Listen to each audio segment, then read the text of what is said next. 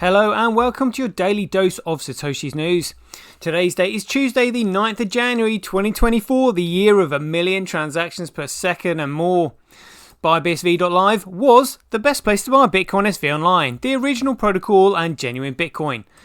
Let's get into it. Right, so let's start off with a little bit of Bitcoin history. Let's see what Bitcoin history has got in store for us today. I do think it's a big one. Check this out. So, the 9th of January, let's start with this one. 9th of January 1998. The Economist magazine featured a phoenix atop of a burning currency was titled, "Get ready for a world currency." Like, and look at the shenanigans that we're in now. Like, would you believe it? Would you believe it? And notice how they said, get ready for a world currency. Because they never thought that a new money would be created. They always thought that there'll be a new currency and we will control the currency. However, nobody controls money because money is a commodity, whereas currency is a security. And the shenanigans there, the reason they probably thought this was the fact that they were planning this for such a long time, but not even the two utmost authorities on central banking can explain the difference between money and currency. But luckily, all my listeners can, which might be able to get us out of the problem that we're in, that a one world currency would certainly produce, because it would give an elite carte blanche to do anything they want if they controlled the world currency. Can you imagine? Good grief, we would be in a whole world of shit. But let's move on from that. So also, on the 9th of January 2009, at 3:54 a.m. Universal Time Central, Block 9 was produced. So that was 2024, so 15 years ago. This block would later become famous because it was the Coinbase data, which is the Bitcoin in this block, that Craig Wright, under the pseudonym Satoshi Nakamoto, would later send to Hal Finney on the 12th of January 2009 in the world's first ever Bitcoin transaction recorded in block 181. So let's take a trip down memory lane, have a look at block 9, there we go. That is the Coinbase data. Look at that. Blows my mind that we can look at these things. Newly minted coins, 50. Any transactions in that address? I wonder what we're looking at here. Anything significant? They're just tiny micro payments splitting up the transaction. There we go. All right, so it has received something. So that actually received something on the 8th of February 2013. Ooh. All right. Let's go back to the beginning then.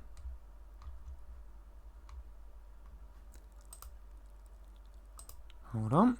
Hold your horses.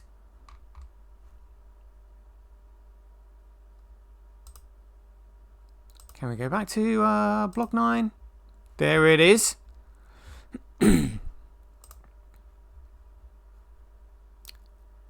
Let's see what date this is going out. Oh yeah, so yeah, they've been spent. So let's look at the earliest date. That's 2016. 2016. 2013.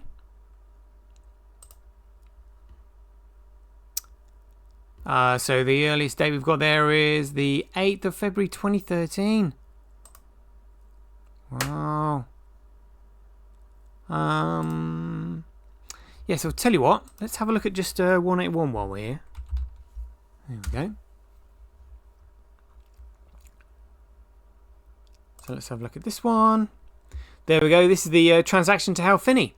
So Hal received 10 Bitcoin from Craig. So for the purposes of the ledger, 40 Bitcoins were sent, 10 Bitcoins were kept, and 30 Bitcoins returned, leaving Hal with a balance of 10 Bitcoin.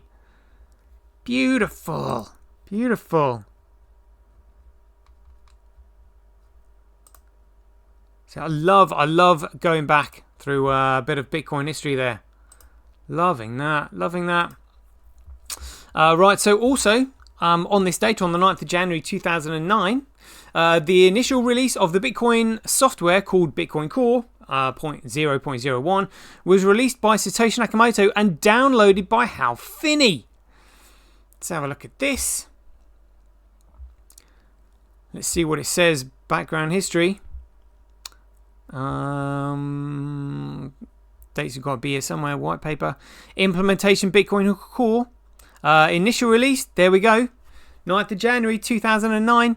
14 years ago. The background. Do we mention? Let's see what it says here anyway. So before Bitcoin, several digital cash technologies were released, starting with David Chaum's eCash in the 1980s.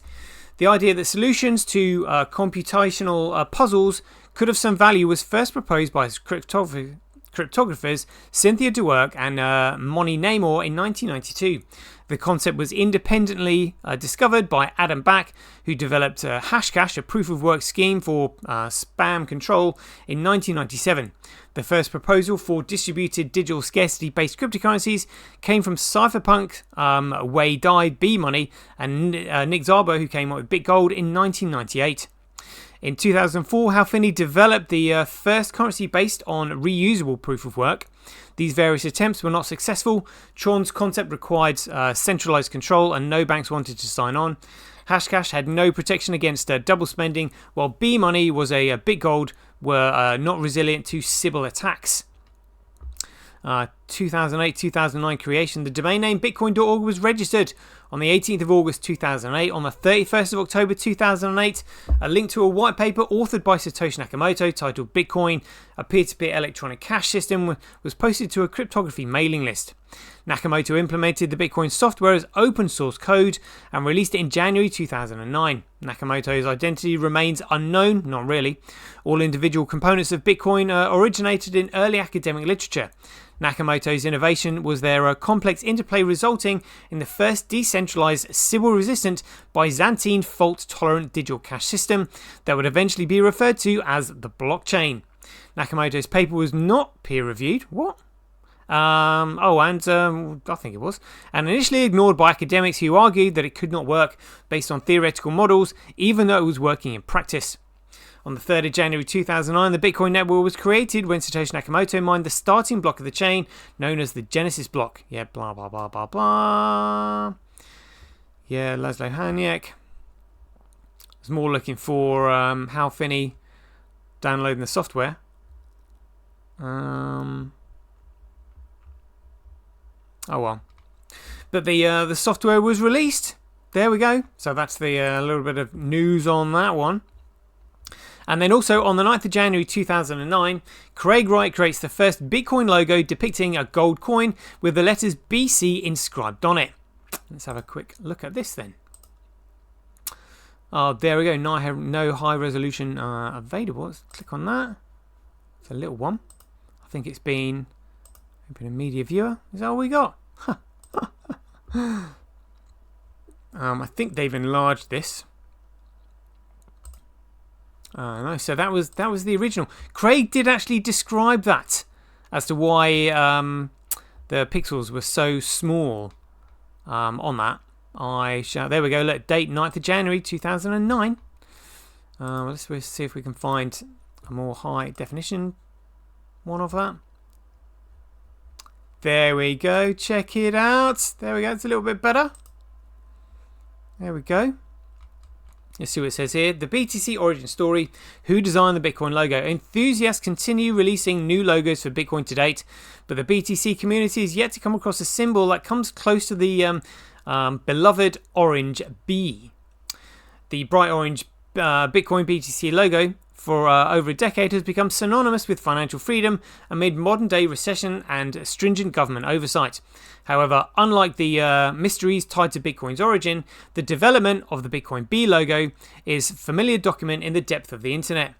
When Bitcoin was introduced 13 years ago by creator Satoshi Nakamoto, the first iteration of the Bitcoin logo represented a gold coin with a BC text embedded in the center, as shown below. However, on February 24th, 2010, Nakamoto came up with a new Bitcoin logo which saw the replacement of the BC text with a B embedded within the gold coin. Oh, man, there we go. Oh, there we go. The development of it. Love it. Love it. That was later on, so that's a bit of Bitcoin history there for you.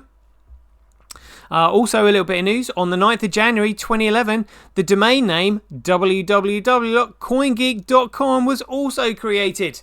So there we go. That is a little bit of history for us there. More to come tomorrow. Hold on to your seats. It's going to be riveting. So I've just got a couple of articles here that I want to go over today. Check this one out. So this was posted on the 9th of January, today, 2024, on News Blockchain. And this is titled, BSV founder Craig Wright clarifies Bitcoin's original internet and critiques misuse. All right, let's see what's said about this one then. Dr. Craig S. Wright, the founder of Bitcoin Vision.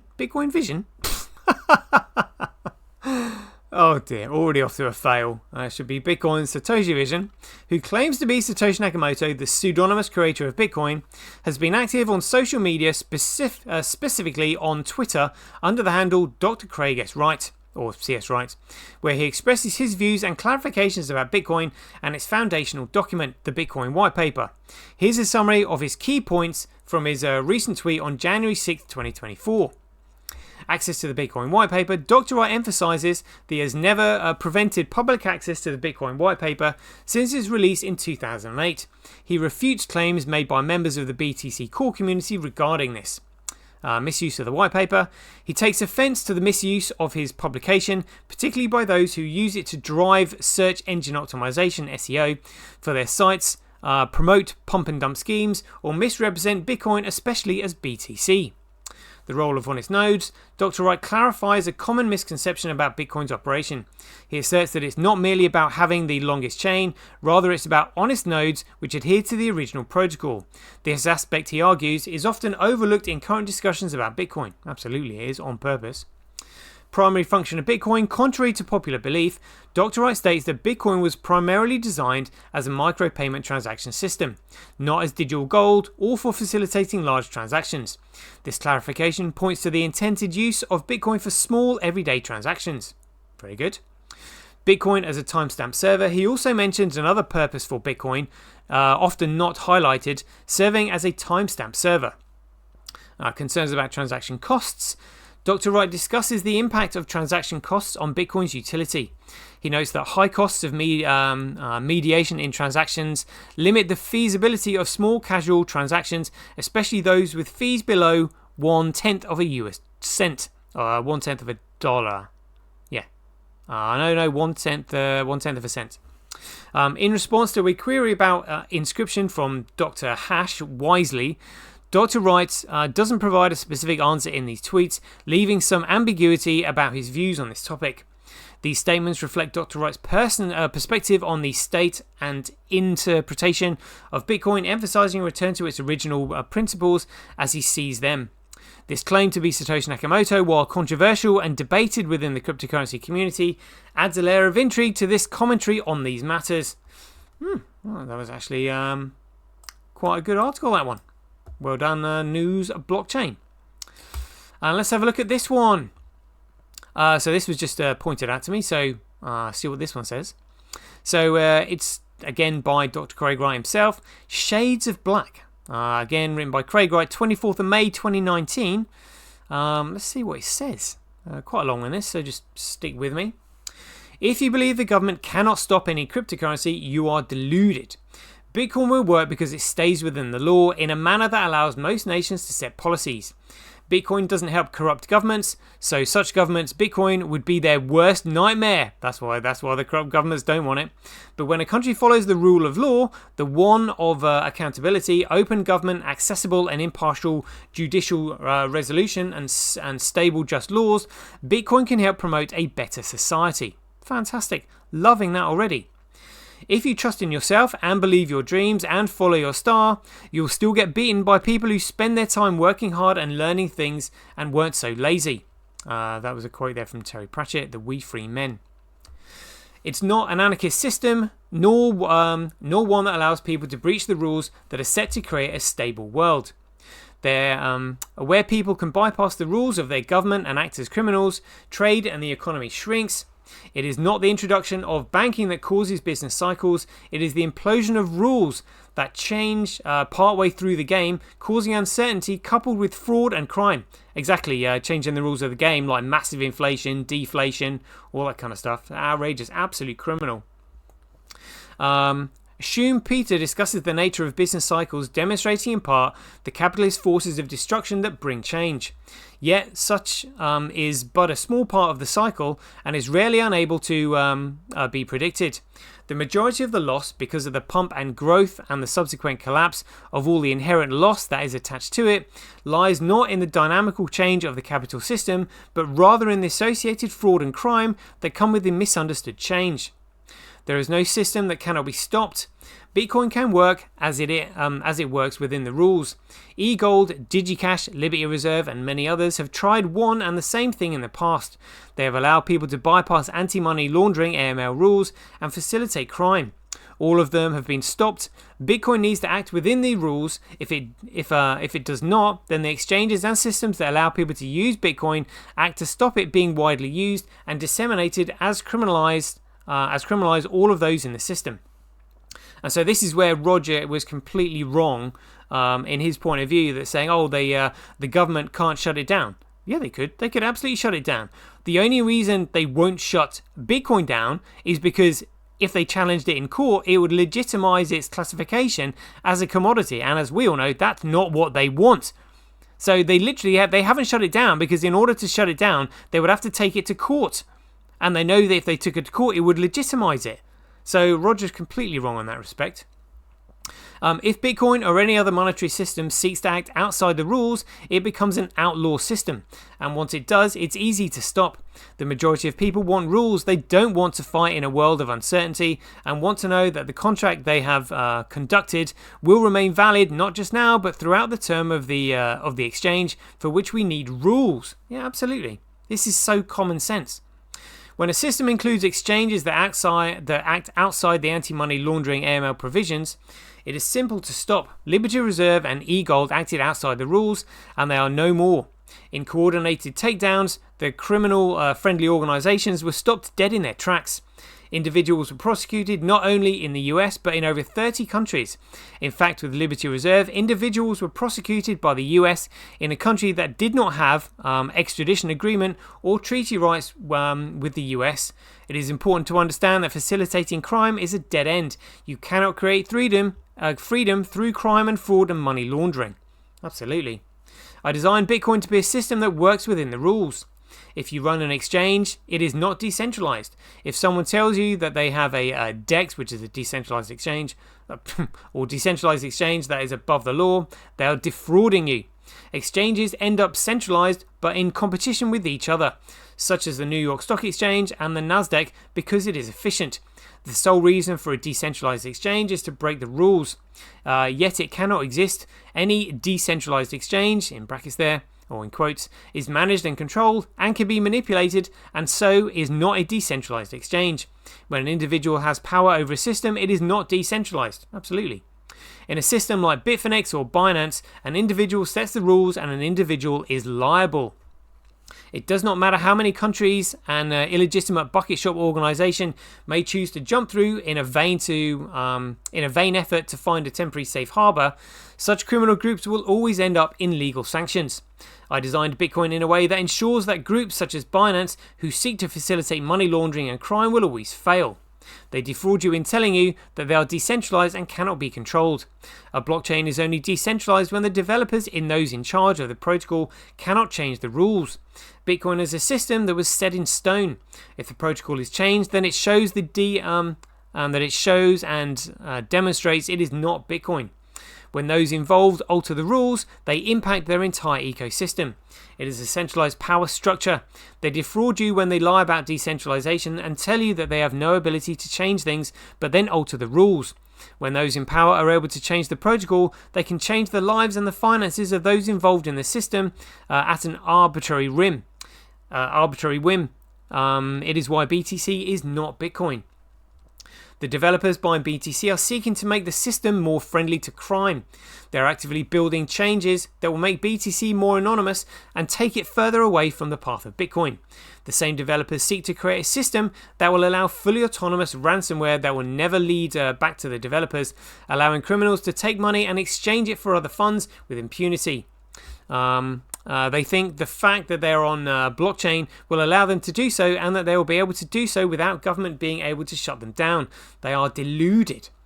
where a blockchain does not follow the rules, whether developers on the other invested parties can alter the protocol, it is simple for government to stop. When the action happens, as it did with eGold, everything invested in the system will vanish in a flash. When BTC disappears, it will not disappear slowly, it will disappear in moments. Don't say you haven't been warned. My goodness me. The biggest financial fraud in history. Over $500 billion, I believe. When this occurs, know that there are individuals responsible, as it is not decentralized. Core and Blockstream set the rules. They issue the code and allow it to be changed. As such, they are in control and they are liable for the loss. If you hold BTC, when they make a change and the price plunges because it is now an illegal asset, and when the changes occur that make BTC cross the line, that will enforce the US government to take action, as they will shortly with other assets such as Monero, Zcash. Understanding you have a target. The developers are all liable and can be held accountable for your loss. This is part of decentralization. Where a developer has power, he remains liable. It is only on a fixed protocol where those involved act within the rules, but the rules allow people to act outside of liability.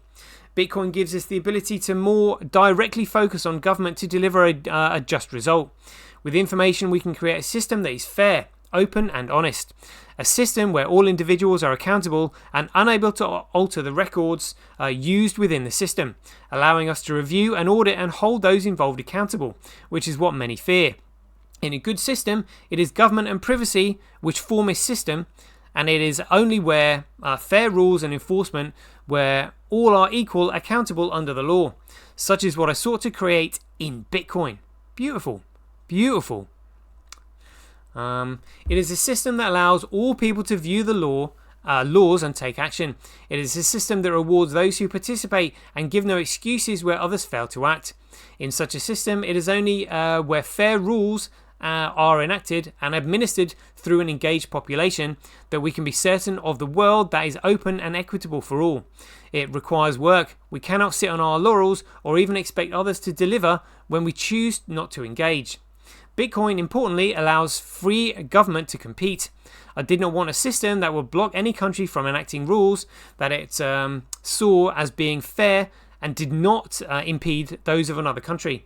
I wanted a system where a country that allowed gambling for its citizens, which another may consider immoral yet is a common practice in the representative society, would be able to engage in such activity. A system that does not encourage activities that represent legal, but would say immoral or illicit. Activity underground, which promotes and breeds crime, is to be desired. I sought Bitcoin as a means of bypassing repressive legislation, allowing countries to compete on their merits. That's brilliant. That's beautiful. Absolutely beautiful. Bitcoin does not remove the need for government, nor of courts. It enhances them and gives the power back to the people who act within such a system, where the people of a system can impose constraints on their government and limit the powers of their forces within them. We can seek to be free, where there is an absence of corruption and ability for individuals to audit the records of government and organizations and bring sunshine and light into the accounts of businesses, government organizations and commissions. We have the ability to be free. Free from tyranny, free from tyrannical governments, where people can vote knowing that what they say carries weight and cannot be altered, where people vote knowing that corrupt officials cannot change the result and cannot influence them to vote against their will. We have a chance to be free. When we have order, where crime is minimized and fraud punished, we can have security and we have a chance to be free, where regulations are not arbitrary and are available to all people to view, and where the cost of regulation can be seen and debated and enforced is fair. We have a chance to be free, where criminals are defined through rules and that are set in advance through an open system that does not impinge on the fundamental rights of individuals, and where people can review and vote on such a system. We have a right and a chance to be free. Sounds like a poem. Where informal justice can be conducted in a manner that acts within the laws, allowing individuals to negotiate settlements and solutions through arbitration and mediation without having to always resort to the court. We have a chance to be free. Bitcoin does not help money launderers. It does not help corrupt officials. It does not help those wanting to stop the vote of the majority in a population, nor the corrupt who seek to manipulate results for their own ends. In Bitcoin and the system that I brought into being, we have a chance to be free. But if we want to be free, we cannot just trust the system, nor can we just believe in our dreams. If we seek to be free, we need to work and study and learn. In doing so, we can find a path in the pursuit of happiness. It is not a promise, and it may not come to fruition, yet it is a path we can follow at high cost. Freedom comes at a cost, and if we want to build a world that we want our children to live in, then we need to work to create and not rely on the efforts of others. That's very true. This is beautiful. Possession of a key is not evidence of ownership. It was never the intent of Bitcoin. It is the intent of people like Greg Maxwell, James Donald. See, he was another one that was that he first communicated with. Might be the first person he actually communicated with ever. And others who seek a system that acts outside the law. If you have a stolen asset, possession doesn't make it yours. It applies to Bitcoin equally. If Bitcoin is stolen through stolen keys, they do not give the receiver ownership. They do not act as a proof.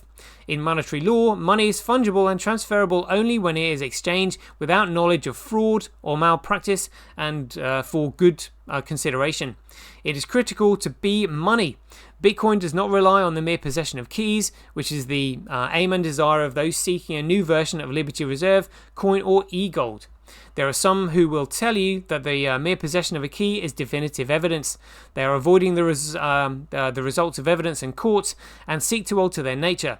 They seek a precedent and to change the narrative to one that favors a more anarchistic approach. Check this. This is massive. I will sign after I have definitively proved I created Bitcoin, not before. The problem with the so-called experts is that they have no expertise. They seek to create a narrative and change reality such that it aligns with their beliefs and belief that going will make them experts.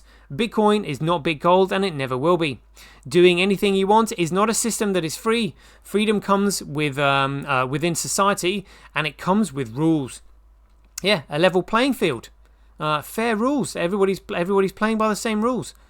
That is amazing. There we go. Right, that's going to be the title of this show. I will sign after I've definitively proved I created Bitcoin. Beautiful.